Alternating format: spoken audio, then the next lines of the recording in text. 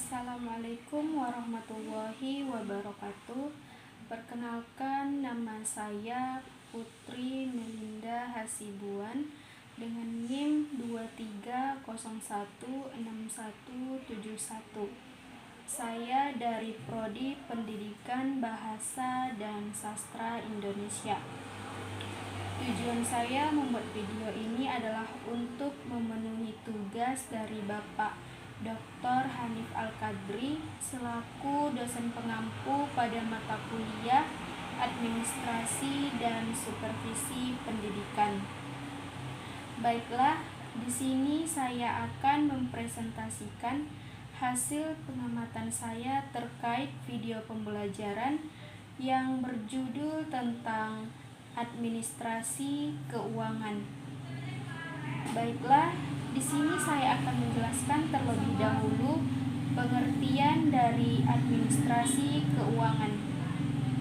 Administrasi keuangan adalah upaya pengelolaan mencakup semua aktivitas yang berhubungan erat dengan semua sistem keuangan untuk mencapai tujuan tiap perusahaan ataupun organisasi, di mana bentuknya berupa pengolahan keuangan meliputi perencanaan dan pengaturan serta pertanggungjawaban dan pengawasan keuangan.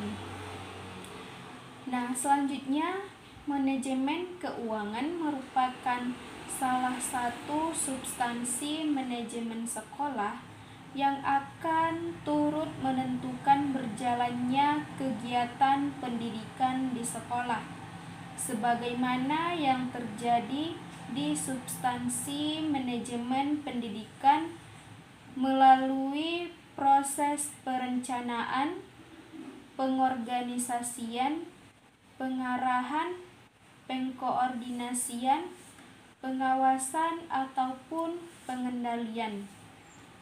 Selanjutnya yaitu ada proses administrasi keuangan. Proses yang pertama adalah penyusunan RPS. Pemerintah Indonesia melalui Kementerian Pendidikan Nasional di tahun 2006 menerbitkan Panduan Penyusunan Rencana Pengembangan Sekolah atau biasa disebut dengan RPS. RPS terdiri atas rencana strategis atau Renstra dan rencana operasional atau Renop. Rencana kerja tahunan dikategorikan sebagai rencana operasional, sedangkan rencana kerja jangka menengah dikategorikan sebagai rencana strategis. Selanjutnya yang kedua yaitu penyusunan RKAS. RKAS merupakan rencana biaya dan pendanaan program atau kegiatan secara rinci untuk 1 tahun anggaran. RKAS adalah dokumen anggaran-anggaran sekolah resmi yang disetujui oleh kepala sekolah serta disahkan Dinas Pendidikan setempat atau penyelenggara pendidikan ataupun yayasan. Masa RKAS hanya berlaku untuk 1 tahun ajaran yang akan datang, terdiri atas pendapatan dan belanja atau pengeluaran. Pendanaan yang dicantumkan dalam RKAS hanya mencakup pengeluaran dalam bentuk uang yang akan diterima dan dikelola oleh sekolah. Baiklah, selanjutnya yaitu pemeriksaan dan pelaporan. Yang pertama yaitu pemeriksaan keuangan. Pemeriksaan keuangan adalah rangkaian perbuatan penelitian atas penggunaan faktor dalam proses administrasi sebagaimana ditetapkan dalam jumlah anggaran untuk menjamin penggunaan faktor uang tersebut sah dan juga efisien, agar pelaksanaan anggaran sesuai dengan ketentuannya dan tidak timbul ketekoran baik pada anggaran organisasi, maka sebagai keseluruhan maupun anggaran bagian-bagiannya sebelum uang itu dikeluarkan ataupun diterima, maka dilakukan pengawasan. Yang kedua yaitu pelaporan dan pertanggungjawaban keuangan sekolah. Tanggung jawab yang paling penting dari manajer sekolah terhadap pemerintah dan juga terhadap komite sekolah, masyarakat, serta guru-guru adalah laporan mengenai kondisi keuangan sekolah tersebut. Nah, laporan pertanggungjawaban keuangan ini sangat penting agar pemerintah ataupun masyarakat pemberi dana tahu untuk apa saja uang yang telah diberikan ke sekolah dimanfaatkan.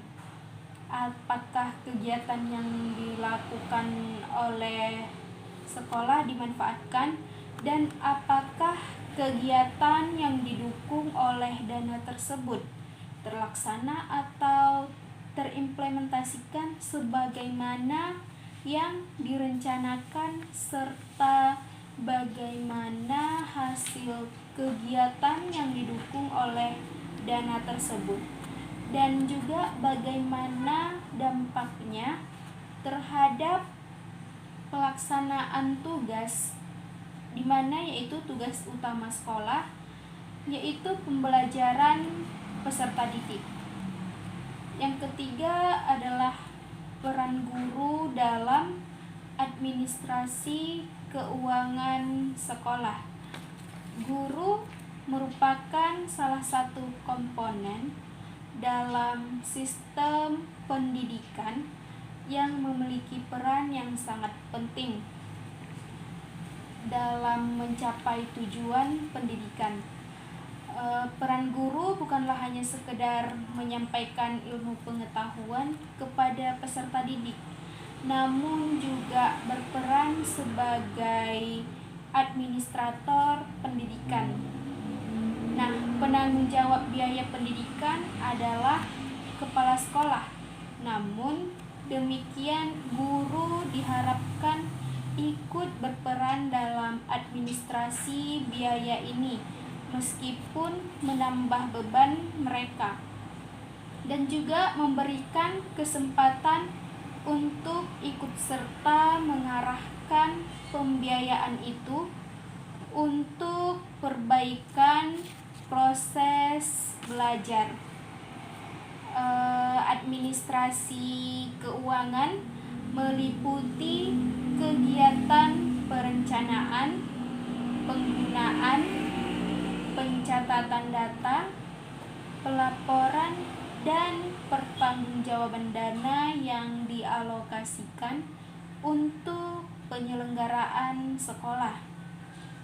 Nah, tujuan administrasi ini adalah untuk mewujudkan suatu tertib administrasi keuangan sehingga pengurusannya dapat dipertanggungjawabkan sesuai dengan ketentuan yang berlaku. Baiklah, selanjutnya ada juga peran guru dalam administrasi keuangan, di mana perannya ini meliputi yang pertama, membuat file keuangan sesuai dengan dana pembangunan. Yang kedua, membuat laporan data usulan pembayaran gaji, rapel ke pemerintah kota. Nah, yang ketiga, membuat pembukaan penerimaan dan penggunaan dana pembangunan. Yang keempat yaitu membuat laporan dana pembangunan pada akhir tahun anggaran. Selanjutnya yang kelima, membuat laporan rancangan anggaran pendapatan bantuan sekolah.